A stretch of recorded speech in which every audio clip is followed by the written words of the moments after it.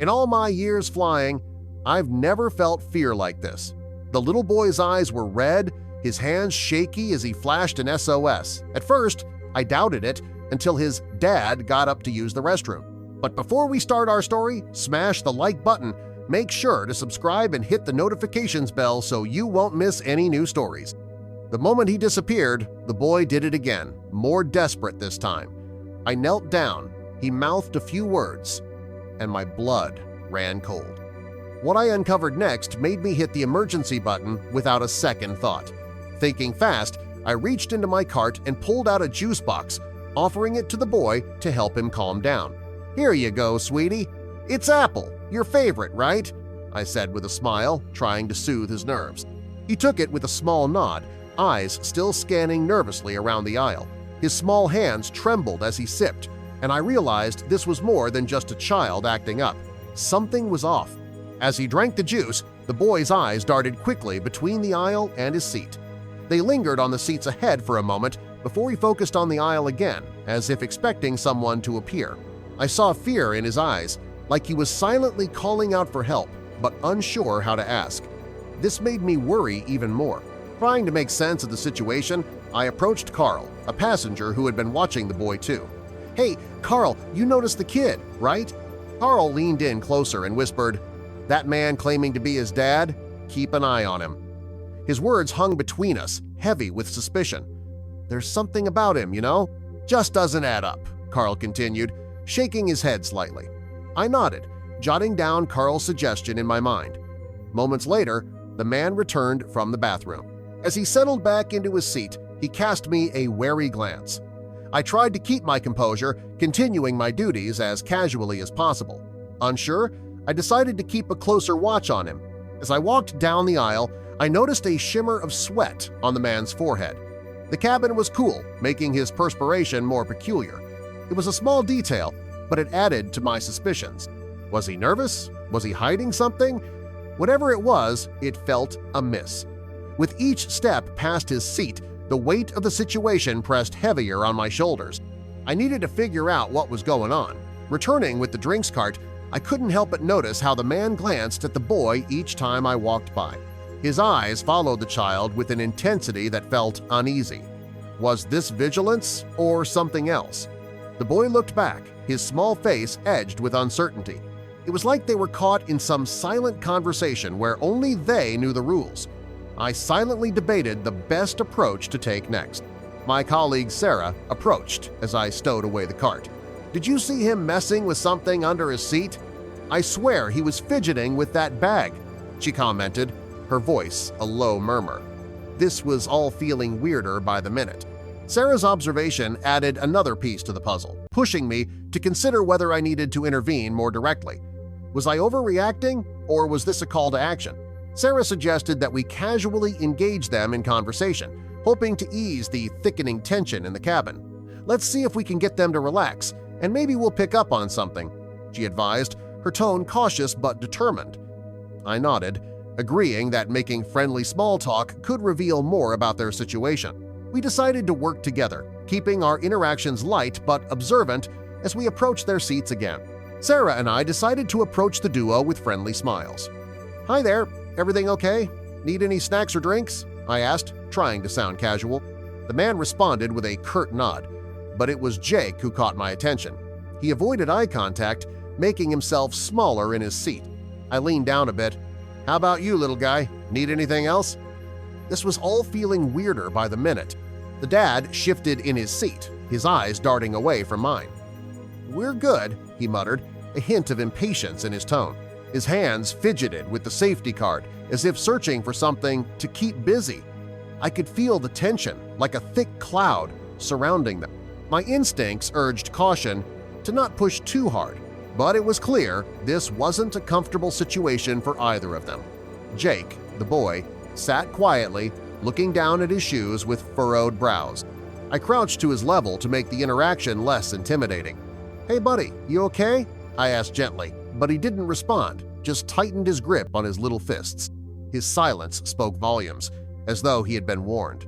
This kind of reaction was troubling, and I needed to tread carefully if I hoped to uncover more. I pulled a small toy plane from the cart, hoping to break the ice. "Look, Jake, isn't this cool?" His eyes flickered up for a moment before returning to his shoes. I wiggled it playfully, trying to coax a smile or any reaction, really. Nothing. The man shifted again, and I felt a mix of frustration and empathy. Whatever their circumstances, the boy seemed trapped in an uncomfortable situation. Uppel nearby exchanged curious glances, whispering just loud enough to be heard. "Did you see how they reacted?" It seemed I wasn't the only one noticing the odd behavior. Every interaction felt increasingly delicate, each whisper of the passengers adding to my growing concerns about the pair. Suddenly, Jake pointed out the window, surprising me. "Look, something shiny!" I looked outside, playing along. "Wow, maybe it's a star," I said. His excitement was brief. The dad quickly pulled him back inside, and his demeanor shifted sharply. His phone in hand, he tapped nervously, glancing between the screen and the clock. Then Sarah nudged me. "He's texting, look." He held the phone low, partially under his jacket, fingers flying across the screen. His eyes flicked toward us now and then, too often to ignore. Whatever he was sending, it didn't feel innocent. I decided to stroll through the cabin, casually observing. Most passengers were relaxed, reading, or dozing. Nothing stood out. Still, the tension around that man remained. When I returned near their row, the man glared. His stare was cold, unnerving. I asked if they needed anything. He mumbled and waved me off. He clearly didn't want attention, which only deepened my suspicion. Jake played quietly with his toy plane, but kept glancing at the man, as if seeking approval or reassurance. The frequency and anxiety behind those looks didn't seem normal for a child. I then noticed his fingers moving in patterns-low, deliberate shapes that formed SOS, a subtle but unmistakable signal.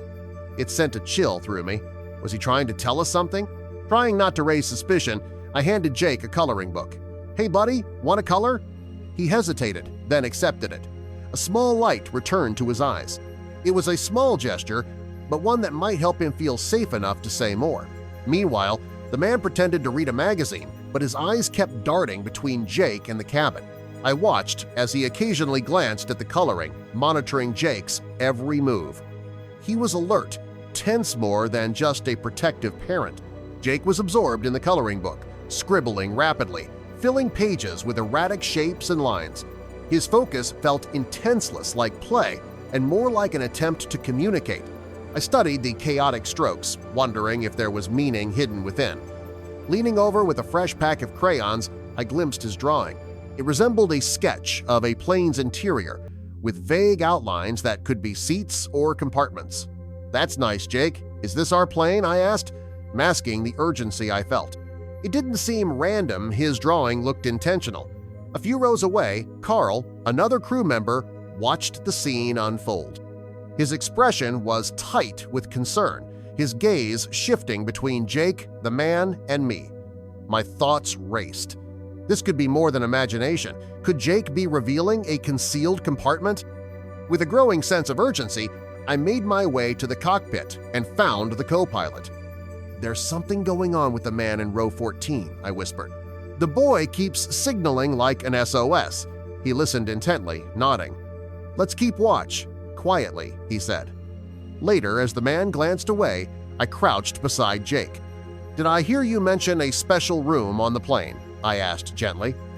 He hesitated, then whispered, "Yeah, my dad said it's where they keep the important things safe." My heart raced. This was no game. Jake wasn't just acting out, was trying to tell us something very real. This was getting stranger by the minute. Jake leaned in, almost whispering a secret. It's where important things stay safe during flights. His eyes were serious. I nodded, encouraging him to continue while questioning whether this was fact or a child's imagination. "Can you tell me more about this special room?" I asked gently. He nodded, casting another cautious glance at his dad. I treaded carefully, aware he was revealing something sensitive. It became clear Jake genuinely believed in this hidden space. Whether imagined or not, it added to the mystery. Later, I pulled Sarah aside. "He mentioned a secret area," I whispered. Her eyes widened. "We should keep a close eye on his dad." We agreed to observe quietly while ensuring Jake's safety. Carl, still watching from a few rows away, leaned in. I saw that guy making weird phone calls before takeoff. That detail stuck with me. If the man had something to hide, it might explain everything. We mentally reviewed emergency procedures, just in case. "We need to be ready," I told Sarah. She nodded firmly. Our top priority was keeping the cabin and Jake safe. Carl's audible gasp drew eyes across the cabin. The man's urgency raised even more red flags.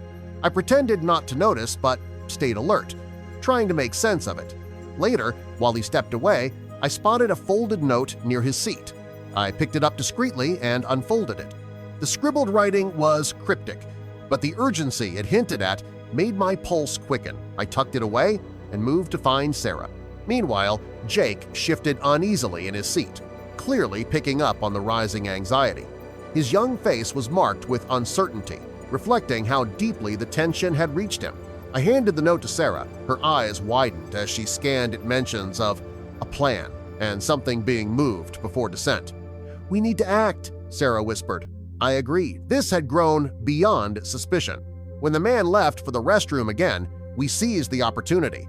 I moved quickly to the front and gave a subtle nod to the captain. It was time. Emergency protocol began immediately. The descent started suddenly. Passengers looked around, murmuring in confusion. "Just a slight change in plans," I said calmly as I walked the aisles, keeping the tone light. Inside, I was tense. We needed to land safely and ensure security was waiting. Jake looked up at me with innocent curiosity. "Are we going to land in my special room?" he asked, eyes bright with hope. I smiled gently, heart aching at the weight behind his words. "We'll see, buddy," I replied, knowing that all I could promise was his safety.